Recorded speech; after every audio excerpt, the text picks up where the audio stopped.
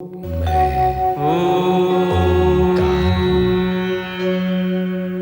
प्राणी के प्राण में जब तक स्नेह, सम्मान और सद्भावना की ज्योति प्रज्वलित रहे, तब तक मैं वीणा की मधुर झंकार हूं। यदि क्रोध, घृणा, दुर्भावना जग उठे, तो जलता हुआ अंगार हूं। मैं ओंकार हूं। कैलाश की एकांत पहाड़ियों में पति शिव के अपमान से पीड़ित सती स्थिति के स्पष्टीकरण के लिए पितृगृह जाने के लिए विकल हो उठी।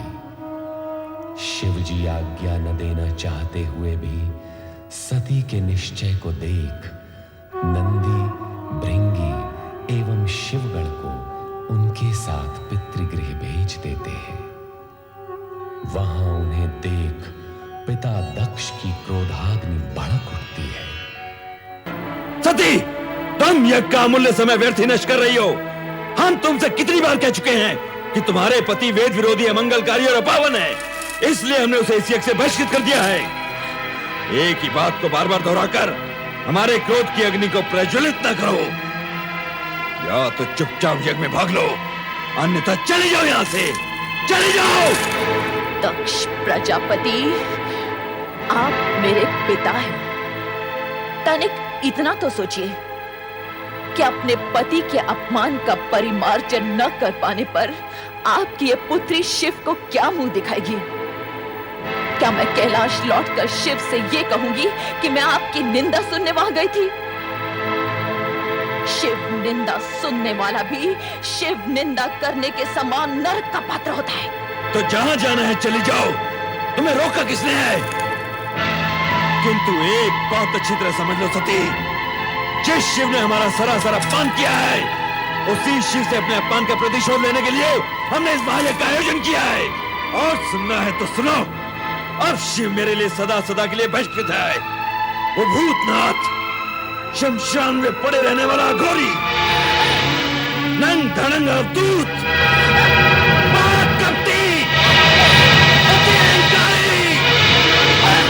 दक्ष प्रजापति, बस कीजिए।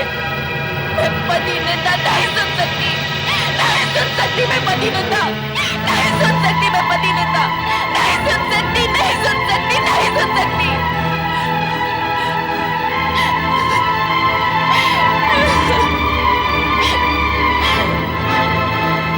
मेरे स्वामी,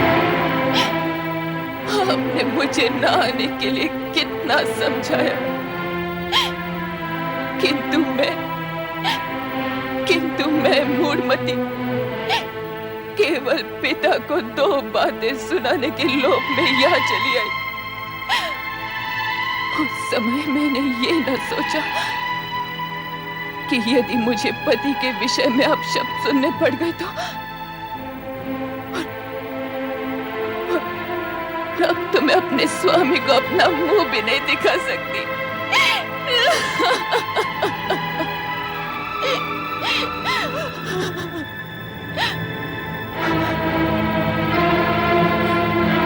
जिस स्थान पर मुझे अपने पति की इतनी निंदा सुननी पड़ी, वहीं के वहीं मैं अपने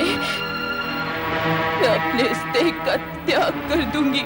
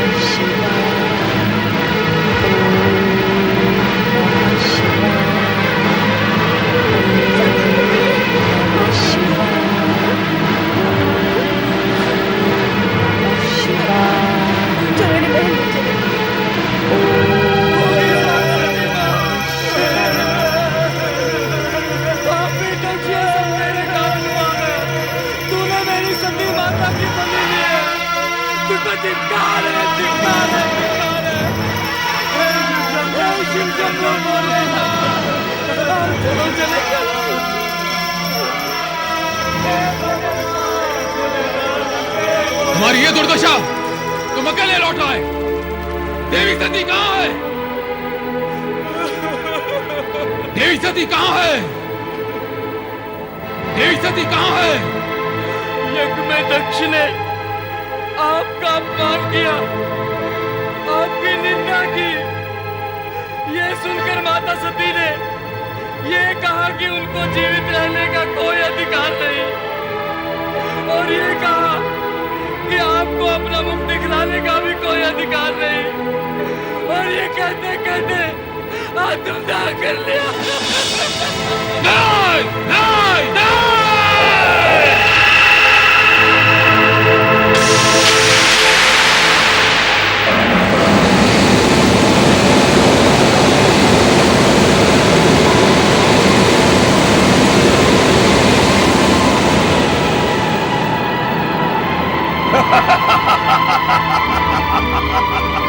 जय महारुद्र, मेरे लिए क्या आज्ञा है प्रभु?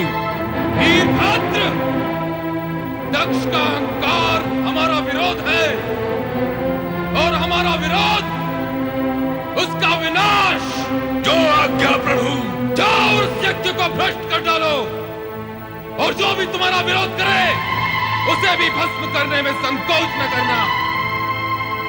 आज विनाश लीला का वो नर्तन करना कि वहां कोई भी शिव सती विरोधी जीवित न रह पाए।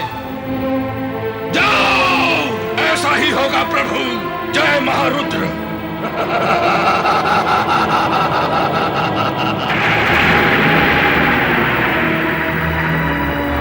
हे दुराचारी दक्ष, तेरे इस यज्ञ का विनाश हो जाएगा।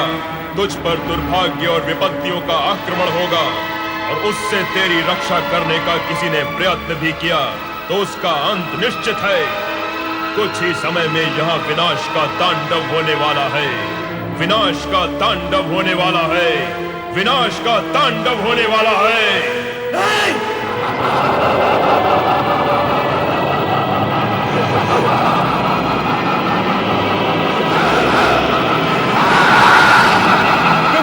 मेरी रक्षा कीजिए, मेरी रक्षा कीजिए प्रभु।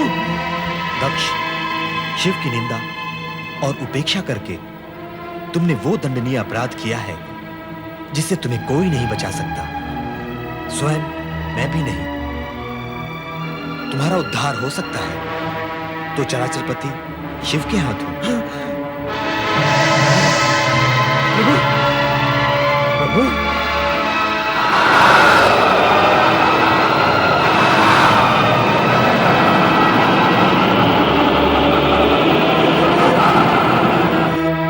प्रभु, अब इस संकट से आप मुझे उबारिए। मेरी सहायता कीजिए ऋषिवर, मेरी सहायता कीजिए।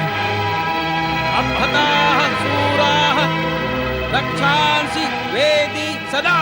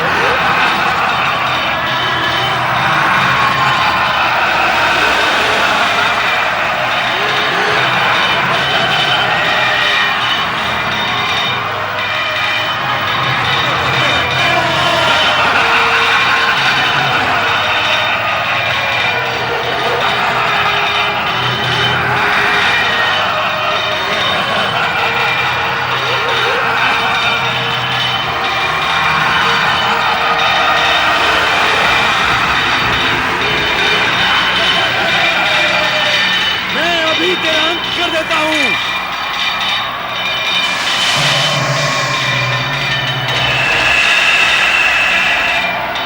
जय शिव शंकर।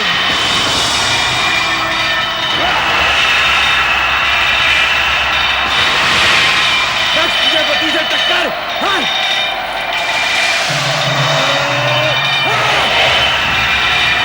जय गंगाधर। ये ले दक्ष। दुष्ट, मुझे चमत्कार दिखलाता है, अभी बताता हूं।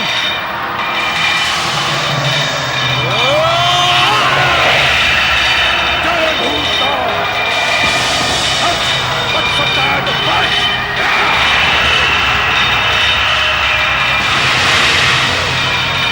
मायावी, मैं अभी तेरी माया का सर्वनाश कर देता हूं।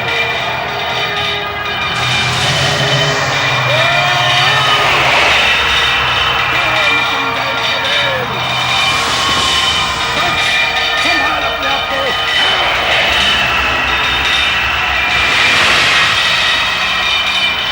यदि तू अपने आप को इतना ही शक्तिशाली समझता है तो मेरे बराबर का होकर अपनी शक्ति का प्रदर्शन कर।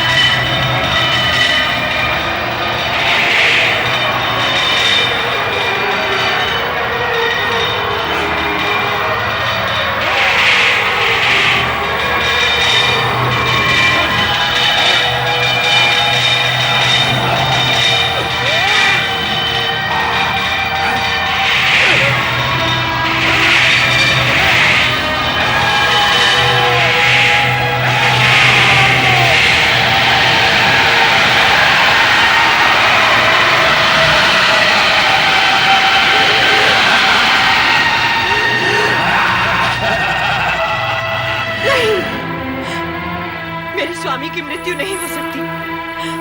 वे परमपिता ब्रह्मा के पुत्र हैं। उनकी मृत्यु नहीं हो सकती। उनकी मृत्यु असंभव है।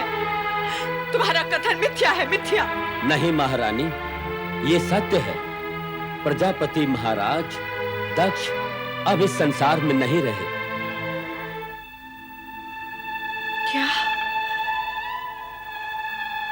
मेरे स्वामी इस संसार में नहीं रहे? मेरा सुहाग मिट गया है। यदि मेरा सुहाग मिट गया है तो मैं जीवित रहकर क्या करूंगी? मैं अपने प्राण त्याग दूंगी। मैं अपने प्राण त्याग दूंगी। नहीं माते, नहीं, धैर्य रखिए माते। इतना दुखी मत होइए माते। नहीं, मेरे स्वामी के बिना मेरा जीवन व्यर्थ है। मेरा जीवन व्यर्थ है। मैं जीना नहीं चाहती। मैं जीना नहीं चाहती। मैं नहीं रहना चाहती। शांत हो जाइए माते, शांत हो जाइए। दक्ष प्रजापति जीवित हैं। क्या? मस्तक विहीन होने के उपरांत भी उनका शरीर निस्तेज नहीं हुआ है। शिव इतने कठोर नहीं माते कि किसी के प्राण हर ले। उन्होंने तो पिताश्री को केवल उनकी करनी का दंड दिया है। अब आप ये शोक त्याग दीजिए और शिव जी से प्रार्थना कीजिए कि वो शीघ्र से शीघ्र पिताश्री को पुनर्जीवित कर दें। मैं शिव से प्रार्थना करूं अपने पति को जीवन दान देने के लिए? मैं तो, क्या वो मेरी प्रार्थना सुनेंगे? हाँ माते, शिव शंकर दयालु हैं। वे अपने भक्तों की प्रार्थना अवश्य सुनेंगे। शिव ने ही तो हमारे पति को मृत्यु के मुख से बचाया था। क्या आपको ज्ञात नहीं माते? हाँ, तुम्हारे पति चंद्रदेव तो शिव के भूषण हैं, शिव के परम प्रिय हैं। इसीलिए शिव ने उन्हें जीवन दान दिया। परंतु मेरे पति तो शिव के द्रोही थे। मेरे पति के समान शत्रुता तो संसार के किसी प्राणी ने शिव के साथ न की होगी। ऐसे शिवद्रोही को भला शिव कैसे क्षमा कर सकते हैं? मैं किस मुंह से शिव से अपने पति के अपराधों की क्षमा मांग लूं रोहिणी? कैसे कैसे? पतिव्रत और पति की शिवद्रोहिता के तिराहे पर किंग कर्तव्य विमूढ़ खड़ी वीरणी निश्चय नहीं कर पा रही थी कि पति के जीवन का दान मांगने वो भोलेनाथ की शरण में जाए भी तो कैसे जाए। पति के शिवद्रोह ने उसके पग जकड़ लिए। पति की मृत्यु ने उसकी चेतना जड़ कर दी। मन में रह रहकर यही प्रश्न उठता रहा कि क्या भोलेनाथ उसके अभिमानी, विद्रोही और अविवेकी पति को जीवन दान देंगे?